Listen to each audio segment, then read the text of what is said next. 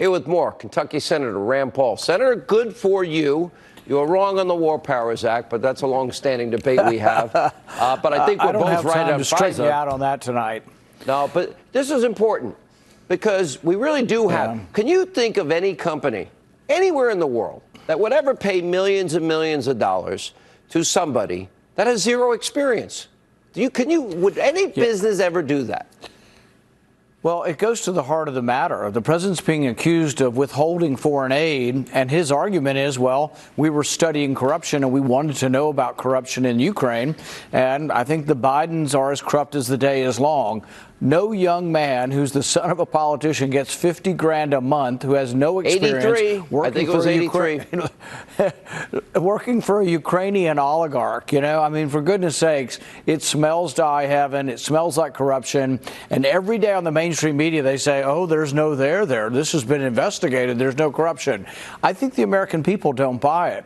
But here's the thing is fair. And if they're going to put the president through this, they're going to have witnesses on both sides. But I'll tell you what my fear is that some Republicans are going to vote for witnesses. We'll get those, the ones the Democrats want. And then when we have the votes on bringing witnesses or letting the president choose his witnesses, I think those will fail, not only because of those Republicans, but because a whole variety of Republicans may not allow the whistleblower, may not allow Biden for one reason or another because they served with him. But if it turns out and the Republican base sees that this looks like only Democrat witnesses and no presidential witnesses, I guarantee that the Republican base will punish those people who set up that kind of scenario. I can't support any Republican that does that. I can tell you right now. I can't. Because if it looks like a kangaroo court, the Republican base is going to be very, very unhappy. This is not an ordinary vote. Everybody in the country's watching. There was not one Republican that supported impeachment in the House.